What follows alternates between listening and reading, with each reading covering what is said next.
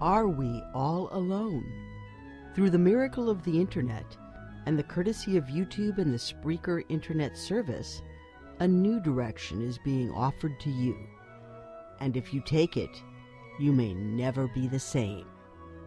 You've tuned in now to a spiritual side of yourself. Now make welcome into your life the good chaplain of the Lighter Than Air Ministries and our series, The Spiritual Side of Cannabis, Chaplain Dennis Keith Hale. I am Chaplain Dennis Keith Hale, and I'm with you here in the music sanctuary of the Lighter Than Air Ministries. I've had such a morning, invoking the power of music, celebrating the knowledge of the power of music by 9 people who I had an opportunity to meet this weekend. The people I meet and talk to about the ministry are often confused, and one reason I approach them is they sort of look confused. It fits right in because a lot of people are spending a lot of time beating up on themselves. As a baby boomer, the children of those who served in World War II or were on the home front in World War II, so many of us were success-oriented, where we weren't successful unless we were financially successful. And that has led to a disproportionate share of people of our generation, the baby boomers, to be remorseful and feeling guilty about their inability to rise to the level of some of their peers.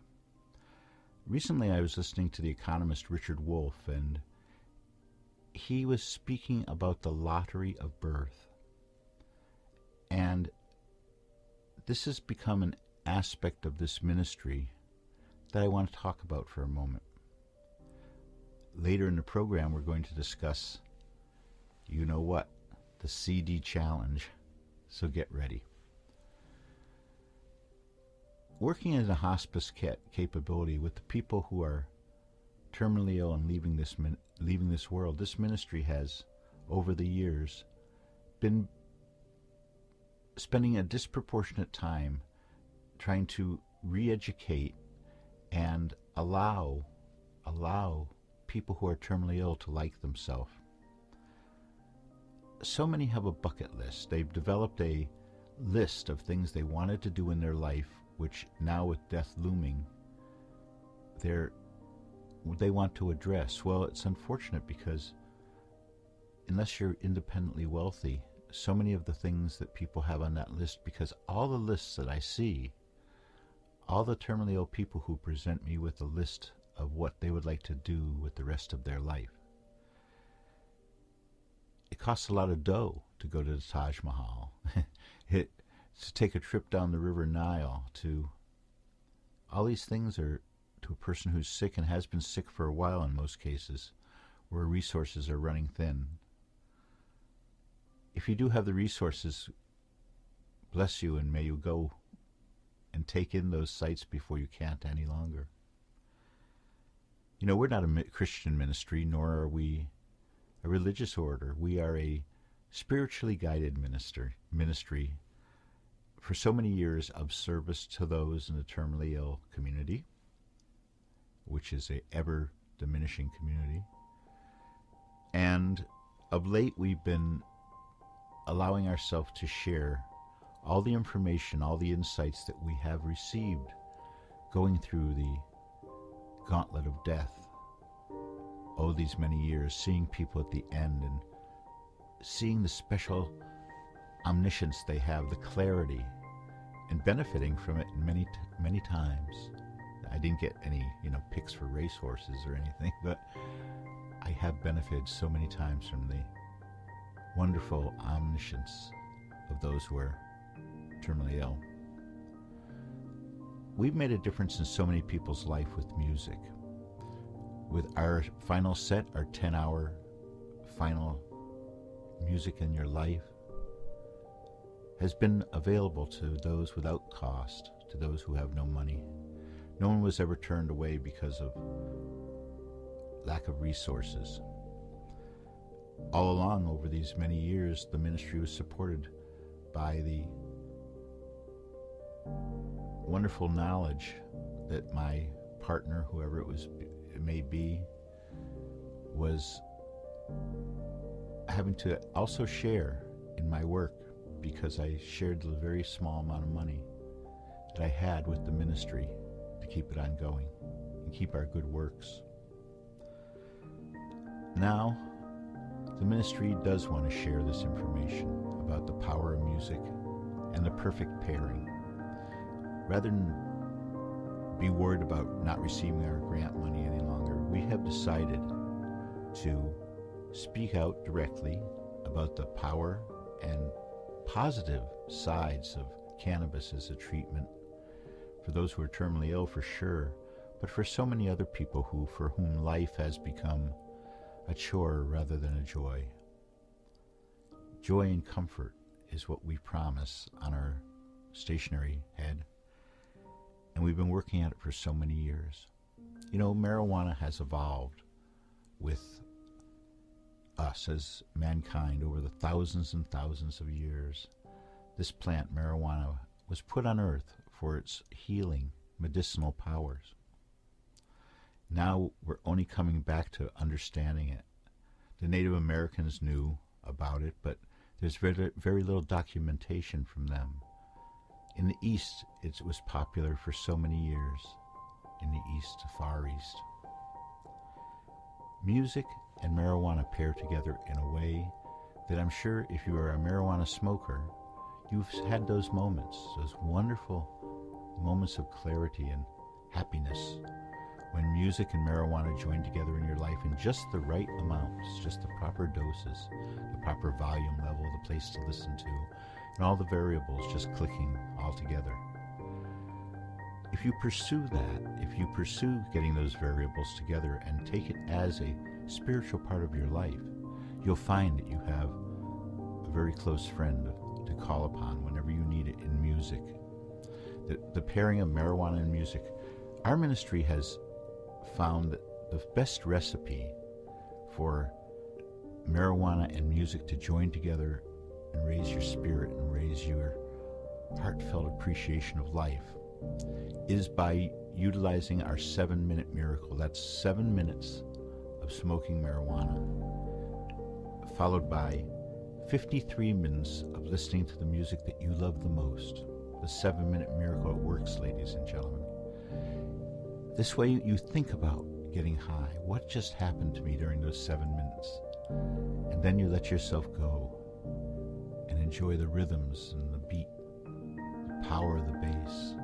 You want to have those inhibit your soul for those 53 minutes at least all day.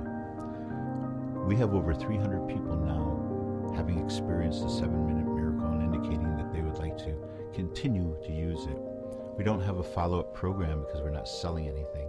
We're giving this advice away, and it's advice that we learned the hard way through years of helping those who are terminally ill and gleaning from them the valuable information that we're sharing with you now. You know, on Instagram, you can look me up. I'm called the DJ of Death. And that was a wonderful title bestowed upon me at a very strange day in my life when the columnist, Herb Cain in San Francisco, I sought him and ambushed him, I guess you'd say, to tell him about my story. I met him before when I was actually working for the radio, so it was a wonderful time to see him again. He said, "Oh, you're the DJ of Death," when I told him about my work with the terminally ill. So that's my Instagram name. And it sounds so sad. It sounds so hard-edged, a DJ of Death. Like a heavy metal band with all the makeup.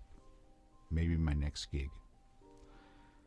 So another thing that's been very, very rewarding for this ministry of late has been the CD challenge.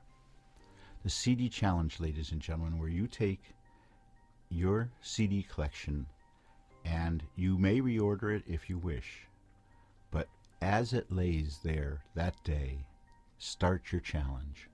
Start by playing the first CD and you'll end when your collection is over. This may take days, weeks, or months. research says men have in excess of 500 CDs and women usually have around 300. I'm sure that people who enjoy music and people who enjoy the power and beauty of music and marijuana know about the power of music and without recognizing it per se. And I'm sure you have a wonderful collection, and I'm sure you've listened to it at moments in your life when you're high as a Georgia pine. Try the CD challenge, ladies and gentlemen. The CD challenge, where you listen to every CD you have. People who have taken the CD challenge have gotten back to me to tell me that this was better than any psychoanalysis that they ever went through. It revealed more about themselves. It brought back memories. They were confronted with every scratch on that record album they played. I have a friend who has all cassettes that he made from records, and he lost all the records now, and he just has them on CD. And because they were from records, each pop and each jump in the record is a memory, and I share that experience. I've been listening to vinyl every now and then, and it comes back to me. Even sometimes it comes back to me when I listen to a CD and I remember where the record that CD was of. When I remember where the clicks and the pops, some of those parties. So this is this week's edition of The Spiritual Side of Cannabis. Ladies and gentlemen, try our CD challenge. Please try our 7-minute miracle. And I want to reach out to you. If you're watching this show, you're probably already a smoker of marijuana or a liquor.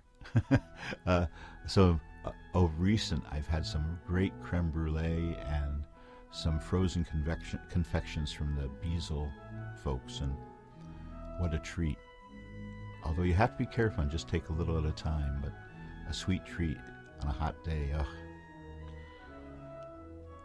I thank you once again for even tuning in. To our network of people I'm still sending DVDs to, thank you.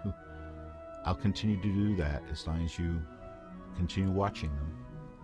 The rest of you who watch on either the closed network that we have on our website or through YouTube, thank you. Thank you so much for joining us. I'm Chaplain Dennis Keith Hale. We are the Lighter Than Air Ministries in Cotati, California, and we thank you.